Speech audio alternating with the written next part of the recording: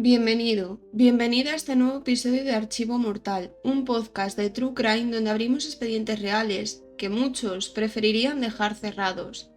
Aquí vas a escuchar historias reales que parecen de película, pero desgraciadamente ocurrieron de verdad.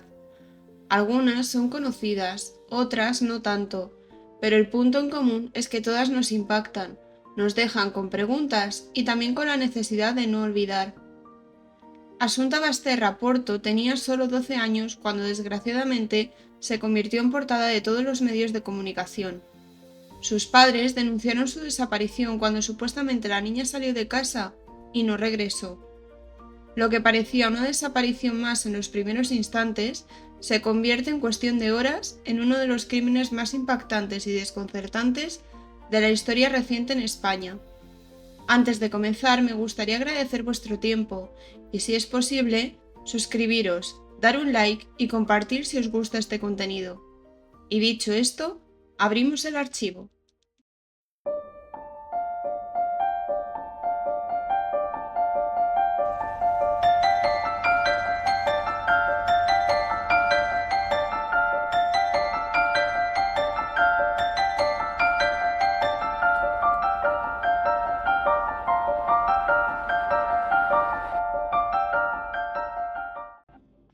Asunta era una niña de altas capacidades. Acudía a clases de varios idiomas: inglés, francés y chino, además de dominar el español y el gallego. Asistía también a clases de música y tocaba el violín y el piano, además de practicar ballet. Sus notas eran sobresalientes y era una niña muy obediente e inteligente. Pero, ¿quiénes eran sus padres? Rosario Porto provenía de una familia pudiente y tenían varias propiedades. Rosario era abogada, aunque nunca ejerció esta profesión, e hija de un reputado abogado en Galicia, Francisco Porto Mellá, quien tenía un bufete muy conocido. Su madre, María do Socorro Ortega Romero, era catedrática de Historia del Arte en la universidad. Rosario tuvo muy buena educación y estuvo mucho tiempo viviendo y estudiando en el extranjero. En un momento dado conocería a Alfonso Basterra y en febrero de 1996 se casarían. Alfonso Basterra era un periodista bilbaíno especializado en información económica que vivía en Santiago de Compostela desde los años 80. Se plantearon adoptar una niña china y así es como Asunta llegaría a sus vidas. Fueron pioneros en España en adoptar una niña china, y algunos medios de comunicación, principalmente de Galicia, cubrieron esta noticia. El matrimonio, para el momento de los hechos, se había separado debido a una infidelidad por parte de Rosario, pero seguían teniendo una relación cordial y vivían muy próximos por el bien de la pequeña. De hecho, el piso en el que residía Alfonso Basterra pertenecía a Rosario y se encontraba a tan solo 50 metros de la vivienda de la mujer.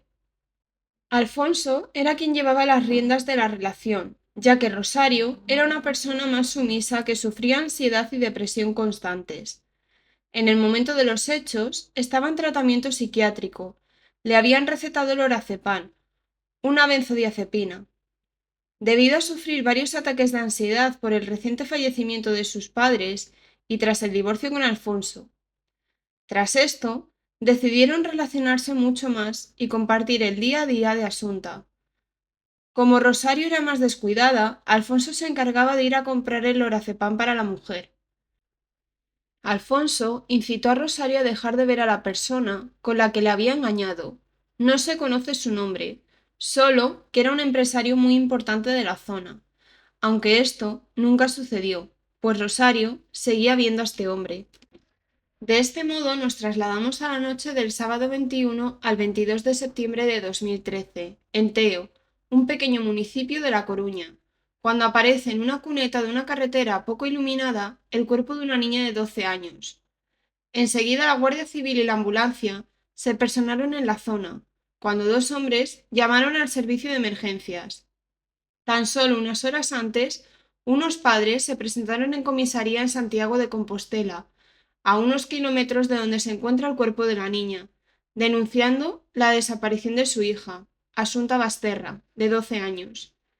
indican que habían dejado a la niña estudiando en su casa esa misma tarde, sobre las 6:30, mientras la madre se iba a hacer unos recados. Cuando regresa sobre las 9:30, la pequeña no se encuentra en casa, y solo una hora más tarde denuncian los hechos. El cuerpo hallado efectivamente correspondía con Asunta, la niña desaparecida. A continuación, procedemos a narrar en qué condiciones se encontraba el cuerpo de la pequeña. Asunta estaba tumbada boca arriba con su brazo derecho extendido, completamente recto, y el izquierdo flexionado por debajo de su barbilla. Vestía una camiseta blanca con un dibujo que se encontraba semilevantada, unos pantalones de chándal azules largos, e iba completamente descalza. La encontraron orinada y no presentaba signos de violencia, ni de heridas ni hematomas, a excepción de un cardenal en el labio inferior, que a simple vista parecía producido por un signo de asfixia al colocar algún objeto sobre la cara de la pequeña.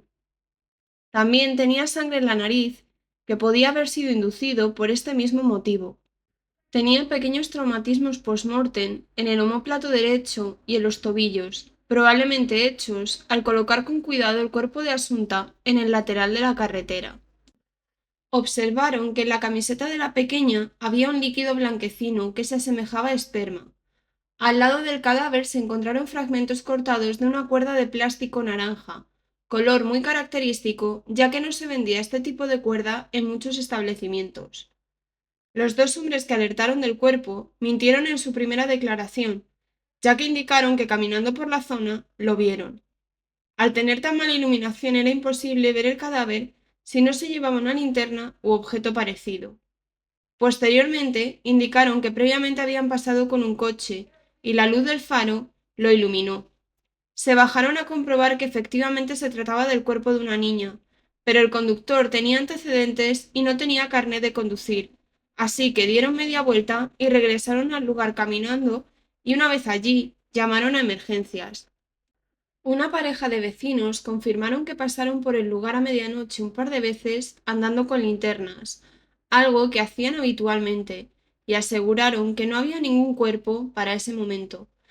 Así que, según este testimonio, el cuerpo debió ser dejado entre pasada la medianoche y la 1:15 de la madrugada, cuando se encontró. También afirmaron que esa noche solo habían pasado 3 coches por esa carretera, y el último fue el de los dos hombres que hallaron a Asunta. El cuerpo fue trasladado al anatómico forense y estuvo 12 horas en una cámara frigorífica, hasta que realizaron la autopsia. La forense, en el lugar de su aparición, no quiso tomar la temperatura vía rectal, un procedimiento habitual para no contaminar las posibles pruebas por si hubiera agresión sexual. Tampoco se le tomó la temperatura de ninguna otra forma. Aún así, se determinó que la niña había fallecido esa misma tarde entre las 7 y las 8. Al realizar el informe forense, el cuerpo presenta algunos hematomas debidos al breve arrastre, pero también presenta ligaduras en sus muñecas y tobillos. Los pulmones presentan cierta congestión, signo probable por una presunta sofocación, como hemos mencionado ya anteriormente. Afortunadamente no presenta ningún síntoma de haber sido agredida sexualmente.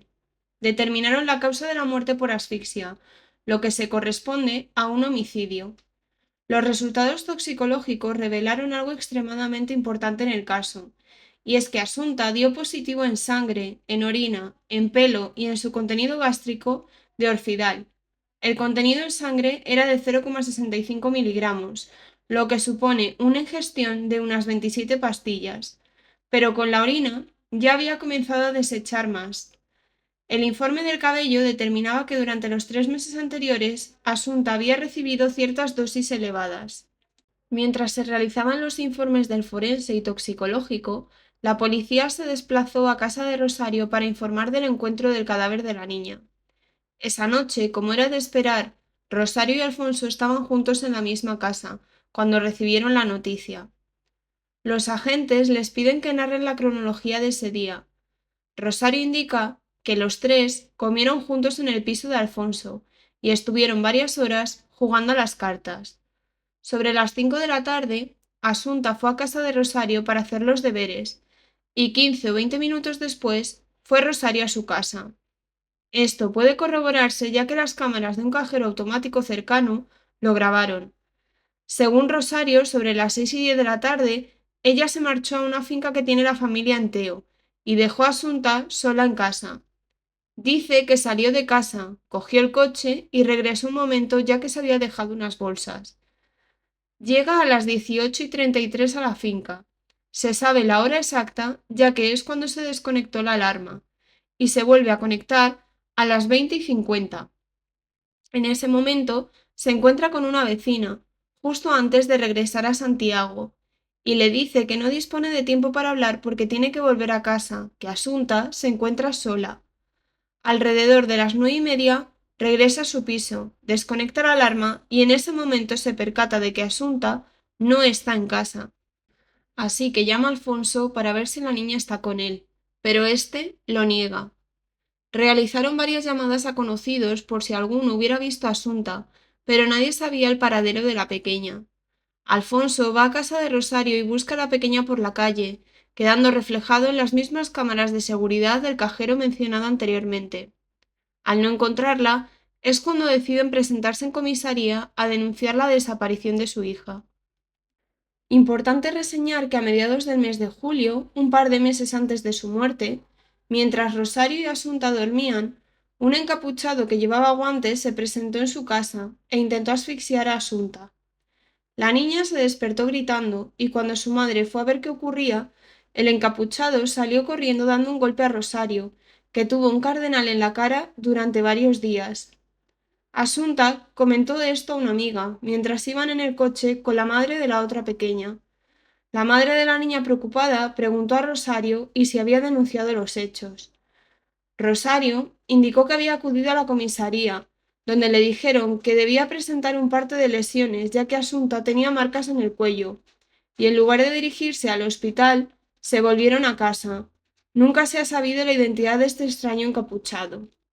Los agentes piden a Rosario y Alfonso que deben acompañarlos a la finca de Teo. Rosario se puso muy nerviosa entonces e indicaba que debía quedarse allí, que tenía que esperar a que su hija regresara a casa. Para ese momento ya se le había notificado que su hija había fallecido. Alfonso convenció a su exmujer para ir allí. Cuando llegaron, Rosario dijo que tenía que ir al baño urgentemente. Entró corriendo a la casa y subió a la segunda planta, mientras un agente iba tras ella. Se metió en un dormitorio y cogió una papelera que estaba en esa habitación. El policía que iba detrás la retiró y cogió la papelera. Dentro había una mascarilla, un pañuelo mojado que al ser analizado descubrieron ADN de Asunta y Rosario y un trozo de cuerda de plástico naranja, al igual que los restos encontrados al lado del cadáver de la niña. Recalcar que durante el tiempo que duró el registro, Rosario no acudió en ningún momento a orinar. Tras este incidente, Rosario pasa a ser la principal sospechosa del caso. De este modo, se investigaron las cámaras de vigilancia, tanto la del cajero como las posibles que hubiera entre el trayecto de su casa a la finca. La policía descubre una cámara de una gasolinera que capta el coche de Rosario pasando de largo y en el asiento del copiloto se ve una figura más pequeña, portando en la parte de arriba del cuerpo una prenda blanca. ¿Podría ser Asunta? El 24 de septiembre se celebra el funeral de la niña. En mitad del evento se procede a la detención de Rosario de una manera bastante discreta. El cuerpo de Asunta se incineró, algo extraño ya que en España, si hay indicios de homicidio, los cadáveres no pueden ser incinerados hasta pasados 5 años. La Guardia Civil comenzó a interrogar al entorno de Asunta, y algunas de sus profesoras declararon que en más de una ocasión la pequeña había sufrido desmayos o se quedaba dormida. Al comentar esto a su madre, ella aseguró que Asunta estaba tomando antihistamínicos por alergias, pero la niña siempre negaba esto. De hecho, en una ocasión, una de las profesoras, cuando vio a Asunta durmiéndose en clase, le preguntó si era debido a los antihistamínicos por la alergia, y ella afirmó no tener alergia, y que era por los polvos blancos que le daba su madre, que por cierto, sabían fatal. Los agentes revisaron la compra de los medicamentos que supuestamente tomaba Rosario y que compraba Alfonso, y a relacionarlos con los incidentes de somnolencia que afirmaban las profesoras. Así pues, se llega a la siguiente conclusión. El 5 de julio, Alfonso compra 50 comprimidos de Orfidal. El 9 de julio, Asunta acude a clase de música aturdida y mareada. El 17 de julio, Alfonso Basterra compra 25 comprimidos de Orfidal. El 23 de julio, Asunta tiene su segundo episodio de mareos en clase de música. El 16 de septiembre, Alfonso realiza otra compra de 50 comprimidos. El 18 de septiembre, Asunta no acude al instituto porque se encuentra mal. En este momento, el juez ordena la detención de Alfonso Basterra y le coloca en la celda situada enfrente de la de Rosario. Esto es una estrategia para ver si en alguna de sus comunicaciones decían algo que pudiera incriminarlos, ya que les estaban grabando constantemente. En estas grabaciones, por ejemplo, Rosario dice a Alfonso que su mente calenturienta les va a traer muchos problemas, y lo repite una segunda vez. También pregunta si le dio tiempo a eso o a lo otro. ¿A qué se referirían con estas conversaciones? Probablemente nunca lo sepamos. Durante el primer registro de la casa de Alfonso no se encontró ni su portátil ni su teléfono móvil. La tercera vez que inspeccionaron el lugar, hallaron el ordenador dentro de su maletín, en la entrada del apartamento, y el móvil en una de sus mesillas de noche. Cuando analizan el portátil, herramienta habitual de Alfonso para trabajar, recordemos que era periodista, no encuentran huellas de Alfonso, solo las de una persona que hasta la fecha no se ha podido identificar y una huella de Asunta en el botón de la disquetera. Se habían eliminado más de 547.000 archivos, como fotos y vídeos, creen que de carácter sexual. En el historial de Google se vio que Alfonso consumía habitualmente contenido para adultos de asiáticos.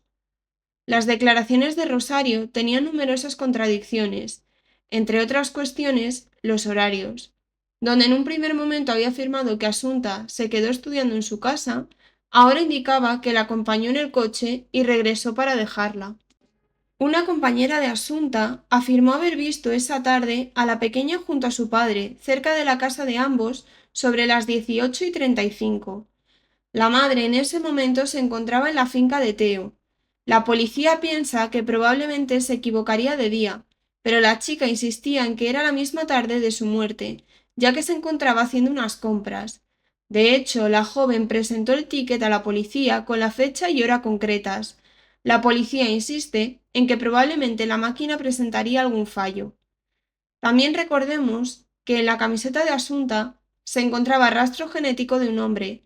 Al meterlo en la base de datos, encuentran una coincidencia con un hombre de Madrid, que para el momento estaba acusado de una agresión sexual, en otro caso totalmente ajeno del que hablamos. El hombre tenía una coartada sólida y las autoridades lo descartan como sospechoso. Creen que hubo una contaminación de muestras en el laboratorio. Probablemente las tijeras que usaron para romper la camiseta de Asunta se utilizaron para abrir el preservativo de la agresión sexual de ese hombre. En el coche de Rosario se encontró vómito de Asunta y las alfombrillas habían sido retiradas y hasta la fecha no se han encontrado. En la ropa de Rosario se encuentran polvos blancos que analizándolos descubren que es orfidal, la benzodiazepina que se encontró en el organismo de la niña. Al preguntar a la madre, no sabe qué responder ni sabe cómo ha llegado la sustancia a su ropa. El juicio se celebró en octubre de 2015 y ambos padres fueron hallados culpables por el homicidio de Asunta Basterra y los consideraron a ambos coautores. Fueron condenados a 18 años de prisión cada uno. Rosario en la cárcel intentó en repetidas ocasiones quitarse la vida y en noviembre de 2020 lo consiguió en la prisión de Brieva, en Ávila. La encontraron con una soga al cuello, colgada de la ventana de su celda, cuando fueron a hacer el recuento por la mañana. Rosario estaba con una reclusa sombra, es decir, una reclusa de confianza que ponen con ciertos presos para vigilarlos. En este caso, para evitar que Rosario se quitara la vida. Alfonso a día de hoy mantiene su inocencia, igual que la de Rosario. Puesto que ha pasado más de una cuarta parte de su sentencia, podría haber optado a algunos privilegios dentro de la cárcel, pero siempre los ha denegado todos. reseñar que Asunta escribió unos poemas que brevemente comentaremos para finalizar el caso. En uno parece hablar de una mujer que tiene una adicción a la droga y se deja aconsejar por una niña. Es curioso que una niña de 12 años, a pesar de ser tan inteligente, tuviera una relación con una adulta hasta el punto de conocer un vicio tan severo, por lo que siempre se ha teorizado que pudiera ser su madre o alguien muy cercano a la pequeña. Otro, escrito en gallego, se sabe con certeza que iba dedicado a su madre y dice así: mi madre es avariciosa, pero muy preciosa, vajilla, pero muy riquiña, canta fatal, cocina con sal, corre peor, bebe mejor, tiene poca flexibilidad, pero mucha edad, no sabe hablar, pero sabe regañar, sabe gritar, pero no desvariar. Y por último, y probablemente el más inquietante, habla de una familia feliz que un día la mujer es asesinada. El hombre tenía que tomar represalias sobre la persona que mató a su mujer y es también asesinado. Hay muchas teorías de que la pequeña se refería a la muerte de sus abuelos, los padres de Rosario, que murieron con muy poca diferencia el uno del otro. Esa teoría presuntamente culparía a Rosario y a Alfonso de la muerte de los padres de ella, y Asunta sabría lo ocurrido y por ello decidieron hacerla callar. Así termina uno de los casos más impactantes y difíciles de entender de la crónica negra española. Este caso dejó al descubierto la complejidad del mal cuando se disfraza de normalidad. Quizá nunca sepamos toda la verdad, pero lo que sí sabemos es que Asunta merecía crecer, vivir y cumplir cada uno de sus sueños. Gracias por escuchar Archivo Mortal, un canal donde recordamos a las víctimas y donde no nos olvidamos de lo que muchos preferirían callar. Si este caso te ha impactado, te invito a seguir el canal, compartir este episodio y dejar tu opinión, siempre desde el respeto, por supuesto. Me ayuda muchísimo a seguir investigando y dándole voz a otras historias. Nos escuchamos muy pronto con el siguiente caso.